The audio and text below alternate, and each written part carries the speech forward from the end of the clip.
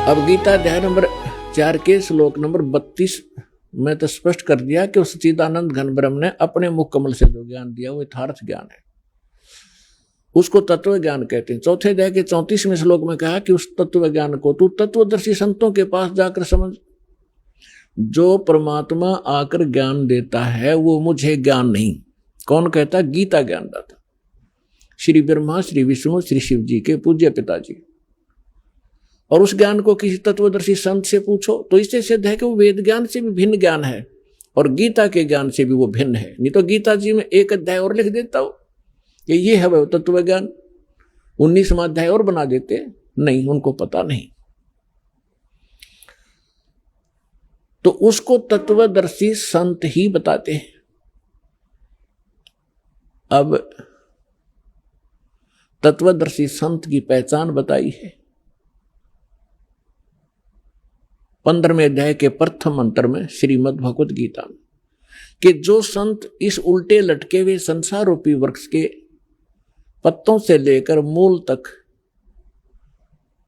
विस्तार से बताता है, भिन्न भिन्न बताएगा, स वेदवित वो तत्वदर्शी संत है। वह वेद के तात्पर्य को जानने वाला है।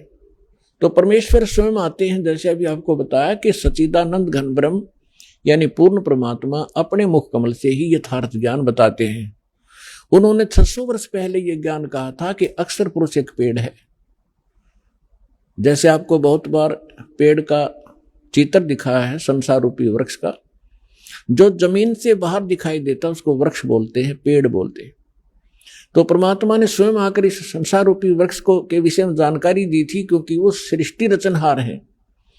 600 वर्ष पहले जिनको अज्ञानी और अशिक्षित कहा जाता था, जुलाहा धाणक एक शूद्र नाम से पुकारा जाता था, वो परम पिता थे, वो परम अक्षर ब्रह्म थे। हमारी बुद्धि बालकों वाली है, हम भगवान को समझ नहीं पाए। और विशेष रोल रहा हमारे धर्म गुरुओं का, जिन्होंने हमारे अंदर आंखों में अज्ञानता का मोतिया बिंद कर दिया था।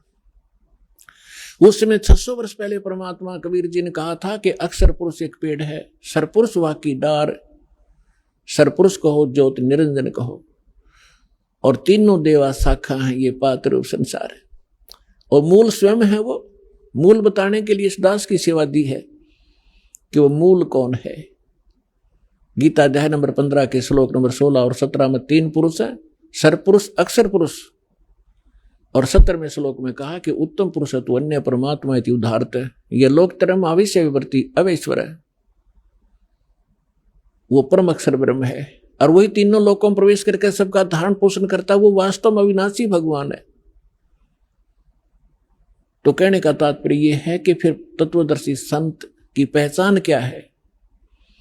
प्रथम पहचान तो यह है कि सतगुरु के लक्षण कहूं मधुरे बैन विनोद, 4 वेद 6 शास्त्र वो कहे 18 बोध। यानी वो परमात्मा का जो कृपा पात्र होगा वही सतगुरु होते हैं और वही तत्वदर्शी संत होते हैं, और वो सभी सदग्रंथों के यथार्थ ज्ञान से युक्त होते हैं।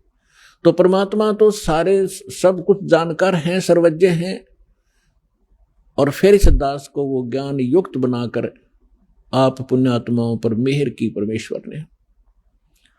अब जो प्रसंग चल रहा है,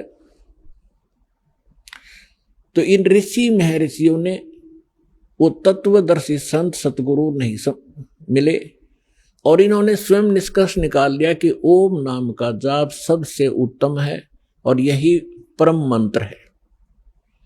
इन्होंने आसी को बरवाला मान लिया और बोर्ड के पास बैठ गए। आगे नहीं पड़ा कि 30 किलोमीटर और है आगे, वो है वस्तु जहां सत्संग होता है। अब दया करी है दाता ने इस दास के ऊपर कि 30 किलोमीटर आगे ये रास्ता है और वहां ऐसी सुविधाएं प्राप्त हैं, ऐसा ज्ञान प्राप्त है। तो क्या है वो? तो इन ऋषियों को ज्ञान हुआ नहीं। चुनक जैसे ऋषि, वो महापुरुष परमात्मा पाने के लिए तड़फ उठे। उनको ये ज्ञान हो गया कि इन देवी देवताओं की पूजा से कोई बनने वाला नहीं है, और उनको ये ज्ञान हो गया कि पूर्ण परमात्मा से ही पूर्ण मोक्ष होगा। उनका दुर्भाग्य था कि उनको तत्वदर्शी संत ना मिलने से उन्होंने ब्रह्म को और उसके ओम नाम को सुप्रीम गॉड मान लिया और श्रेष्ठ परम मंत्र मान लिया।